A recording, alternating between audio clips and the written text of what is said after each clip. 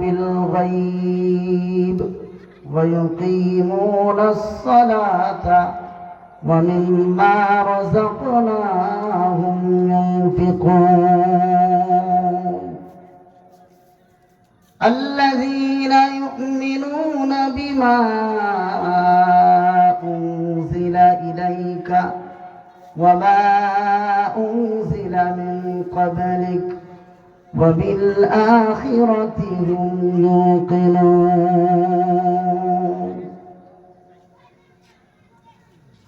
রব্বে কারীম সূরাতুল বাকারা দ্বিতীয় নম্বর আয়াতের ভিতরে পৃথিবীর মধ্যে সর্বশ্রেষ্ঠ গ্রন্থ আল কোরআনুল কারীমের বৈশিষ্ট্য বর্ণনা করেছেন। পৃথিবীর মধ্যে আল্লাহ তাআলা 104 খানা আসমানি কিতাব আল্লাহ তাআলা এক একজন নবীর উপরে আল্লাহ তাআলা অবতীর্ণ করেছেন। তার মধ্যে সর্বশ্রেষ্ঠ গ্রন্থের নাম কি? জোরে বলতে হবে কি নাম? পৃথিবীতে যতগুলো আল্লাহ কর্তৃক যতগুলো প্রেরিত গ্রন্থ আছে তার মধ্যে শ্রেষ্ঠতম গ্রন্থের নাম হলো আল কোরআন। পৃথিবীতে কোন লেখক যখন কোন লেখনী লেখে, কোন বই রচনা করে, কোন পুস্তক লিখে, তার শুরু লগ্নে লেখক তার আর্জি পেশ করে, মানুষের কাছে দুর্বলতা প্রকাশ করে আর বলে, পাঠকবৃন্দ আপনারা যখন আমার এই লিখিত কিতাবটা পাঠ করবেন, পাঠ করার পরে দিয়া যখন তার মধ্যে কোনো ভুল ত্রুটি আপনার চোখে নজরে পড়বে, আমাকে একটু অবগত করাইবেন, আমি পরবর্তী সংস্করণে আমি সংশোধন করে দেব। ঠিক কিনা? বলে কি বলে না? আমার আল্লাহ বলেন, ওহে দুনিয়ার মানুষ, আমি আল্লাহ রাব্বুল আলামিন 104 খানা গ্রন্থ আমি আল্লাহ তাআলা পৃথিবীর মধ্যে নাজিল করছি।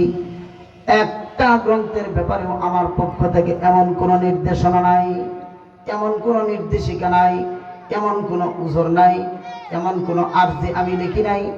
একমাত্র শ্রেষ্ঠতম কোরআনুল কারীমের জন্য আমি একটা ঘোষণা দিয়ে দিয়েছি, যালিকাল কিতাবু লা রাইবা ফীহি। একমাত্র কোরআন যার মধ্যে বিন্দু পরিমাণের কোনো সন্দেহ নেই। আসেনি? কোরআনের মধ্যে কোনো সন্দেহ আছে?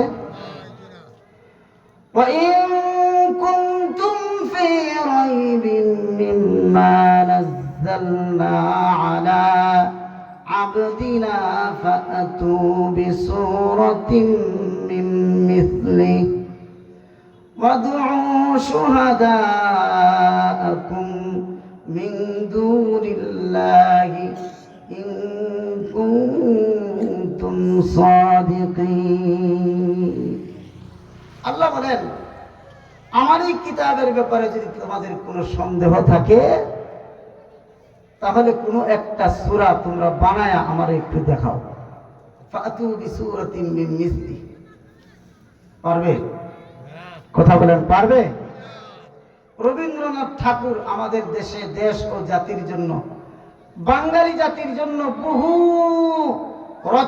রচনা করে, বহু কবিতা আবৃত্তি করে, বহু গদ্য পদ্য আবিষ্কার করে আমাদের জন্য উপহার দিয়ে গেছেন। ঠিক কিনা? এখন যদি বর্তমান যুগের কোন দার্শনিক, কোন পণ্ডিত, কোন লেখক সে যদি বলে হুবহু রবীন্দ্রনাথ ঠাকুরের লেখনীর উপর ভিত্তি করে আমি একটা কবিতা আবৃত করব, পারবে কি পারবে না? পারবে না? পারবে কি পারবে না? পারবে, 100% পারবে।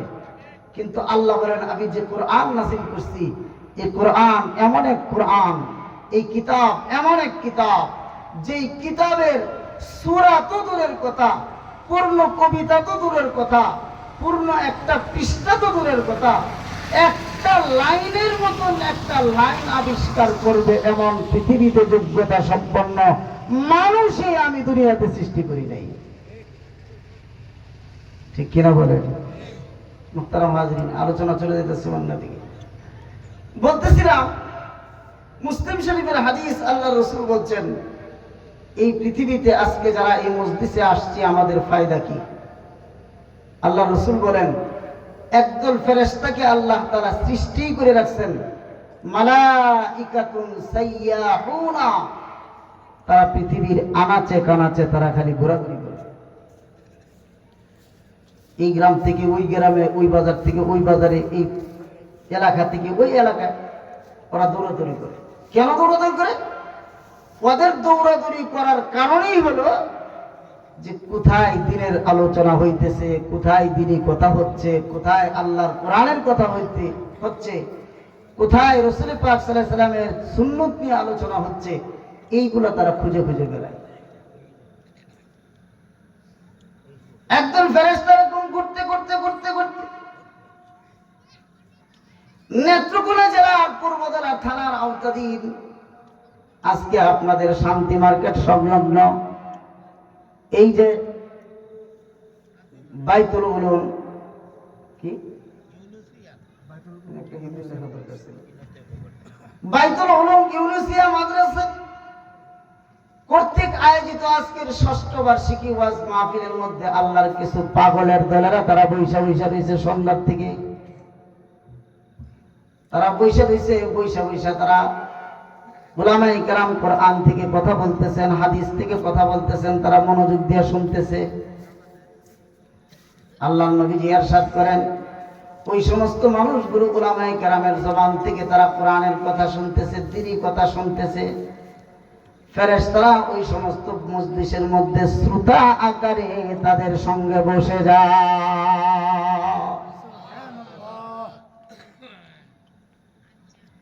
মজলিস শেষ,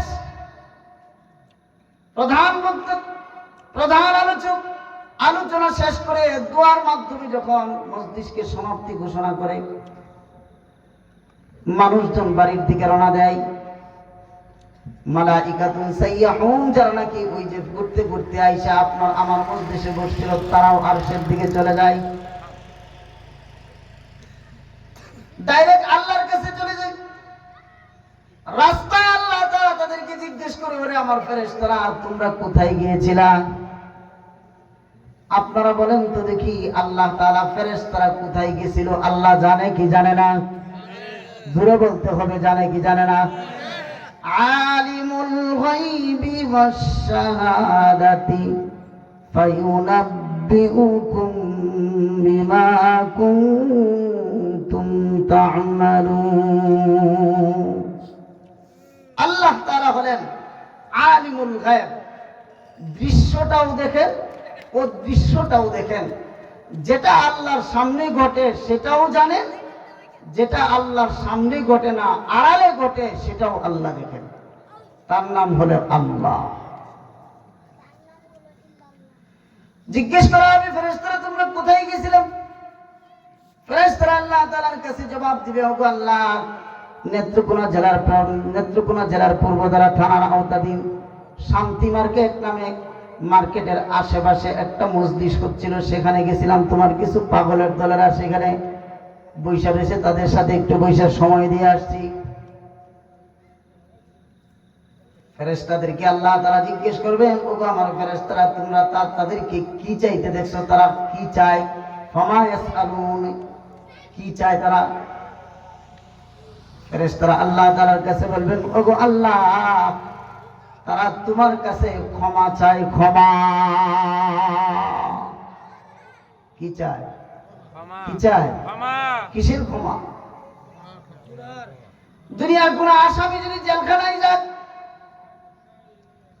ফাঁসির আসামি, ফাঁসির পরোয়ানা জারি হয়ে গেছে, এরকম ভাবে আপনার আদালত থেকে রায় দেয়া গেছে, অমুক মাসের অমুক তারিখের রাত ৯টার সময় তাকে ফাঁসির কাস্টে ঝুলতে হবে, তাকে ঝুলাই দেওয়া হবে। জীবনের শেষ মুহূর্তের কোন আর্জি যদি তার কাছে থাকে, তাহলে তার কাছে যা পেশ করো, তার জীবনের শেষ অন্তিম মুহূর্তের আবেদনটা যেন পূরণ করে দেয়। করে কি করে না? দুনিয়ার আসামিরা তখন কেউ হয়তো জানের মায়ায়, বিবি বাল বাচ্চার মায়ায়, সন্তান সন্ততিদের মায়ায়, সম্পদ সম্পত্তির এরকম মায়া পড়ে সে রাষ্ট্রপতির কাছে প্রাণ ভিক্ষা চায়। চায় কি চায় না? কিসের জন্য চায়? মন্ত্রী মহোদয়, রাষ্ট্রপতি মহোদয়, আপনার কাছে আমি সবিনয় অনুরোধ করছি, বিনীত আবেদন জানাচ্ছি, আমার নাবালেগ ছোট ছোট দুইটা সন্তান আছে, দুইটা সন্তানের চেহারার দিকে তাকায়া হলেও আমাকে ফাঁসির থেকে বাঁচায়া দেয়। এটা দেখো মাফ চাওয়া, ক্ষমা চাওয়া। আল্লাহ তাআলার ফেরেশতা বলেন, ও আল্লাহ, ওরা তোমার কাছে মাফ চায়। কিসের থেকে মাফ চায়? আল্লাহ জাহান্নাম থেকে মাফ চায়, জাহান্নামের আগুন থেকে মাফ চায়, ক্ষমা